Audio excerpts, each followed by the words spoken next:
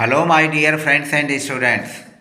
इस वीडियो में पुनः इन साधन सूचक वाक्यों के बारे में बहुत गौर से देखिए। यह भी साधन सूचक वाक्य ही हैं। जैसे मैंने यह आँखों देखा, यहाँ आँखों के बाद से को छुपा दिया गया है, मतलब आँखों के बाद जो से है इस से को अंडरस्टूड किया गया है, छिपाया गया है। मैंने यह कानों सुना, यहाँ भी कानों के बाद से का यूज है लेकिन से को छिपाया गया है। तुमने यह पैरों किया, इसमें भी पैरों के बाद से जो छिपाया गया है। उसने तुमको हाथों पीटा, यहाँ भी हाथों के बाद से को छिपाया गया है। हम फूलों को नाकों सूंघा, हमने फूलों को नाकों सूंघा, यहाँ भी नाकों के बाद से को छिपाया गया है। हमने इसे अपने हाथों बनाया, तो हाथों के बाद यहाँ से छिपाया गया है। तो इस तरह से आप देख सकते हैं कि इस तरह के वाक्यों में जो है क्या किया गया है, से को छिपा दिया गया है।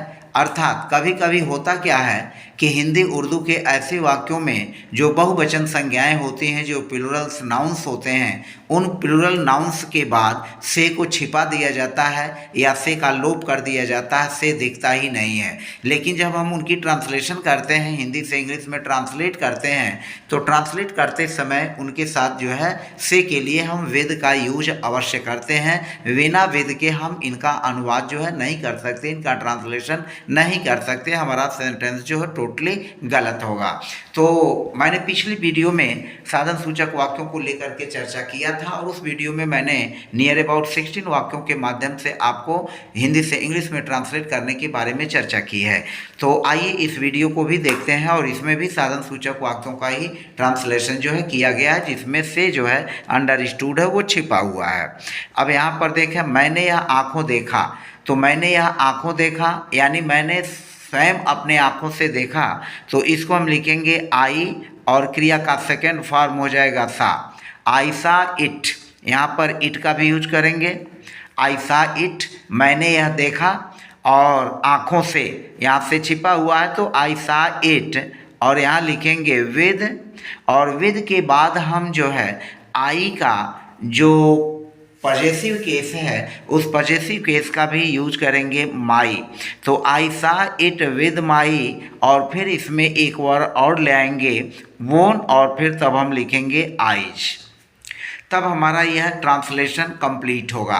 आई सा it with my own eyes, यानी ओन का भी यूज होगा, और जो सब्जेक्ट होगा उस सब्जेक्ट के लिए पॉजेसिव केस का भी यूज होगा, और उस पॉजेसिव केस के पहले विद का प्रयोग किया जाएगा। फिर दूसरा देखें, मैंने यह कानों सुना, तो इसको हम लिखेंगे आई और फिर क्रिया का second form heard. I heard it, I heard it, और तब हो जाएगा विद लगाएंगे, आई के साथ माई का यूज कर देंगे पॉजेसिव केस में विद माई, और फिर हो जाएगा ओन, और कानों हो जाएगा years. I heard it with my own years, I heard it with my own years. तुमने यह पैरों किया, यानी तुमने वह पैरों से किया, तो इसको लिखेंगे सब्जेक्ट हमारा हो जाएगा यू, और किया के लिखेंगे did.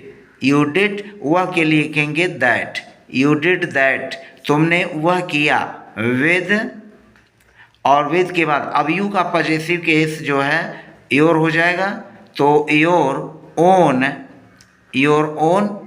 Legs, your own legs. You did that with your own legs, you did that with your own legs. अब यू है तो यू का पॉजेसिव योर हो जाएगा, पॉजेसिव प्रोनाउन जो होगा योर हो जाएगा, तो you did that with your own legs. आगे देखें, उसने तुमको हाथों पीटा, अब यहाँ सब्जेक्ट है उसने, तो हम लिखेंगे ही, और ही चूँकि जो है यह प्रोनाउन है तो इसके लिए जो पॉजेसिव केस आएगा हीज आ जाएगा।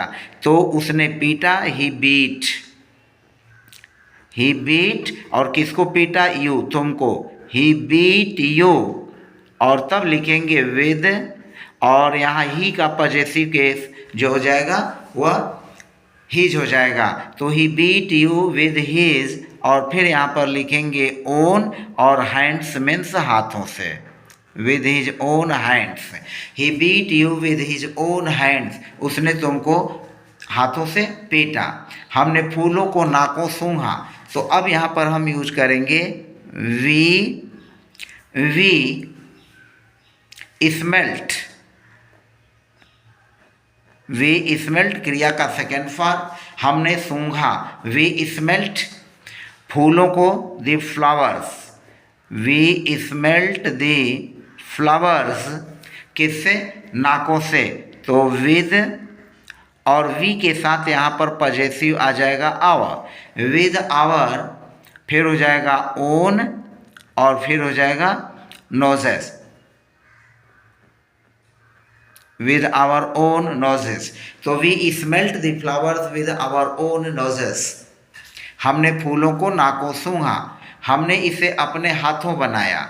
हमने इसे अपने हाथों बनाया। तो इसको हम लिखेंगे वी बनाया, made. We made it. We made it या दिस, जो भी यूज करना चाहें, इट के स्थान पर दिस का भी यूज कर सकते हैं। वी मेड इट और फिर हो जाएगा विद और वी के साथ आवर का यूज होगा। With our own hands. With our own hand. We made it with our own hands. तो मैंने उसे दांतों काटा, तो सब्जेक्ट हुआ आई और फिर क्रिया का सेकेंड फॉर्म हो जाएगा वर्ब का बाइट, बीट, और थर्ड फॉर्म होता है बीटन। तो आई बीट हिम या हर, फिर हो जाएगा विद, फिर लिखेंगे माई पजेसिव केस, और फिर हो जाएगा own, with my own teeth, दांतों से। या टूथ का बहुवचन हो जाएगा, प्लुरल हो जाएगा टीथ। फिर अगला वाक्य है, हमने उसे पैरों धक्का दिया। तो हमने क्या लिखेंगे? वी और धक्का दिया तो वी पुश्ड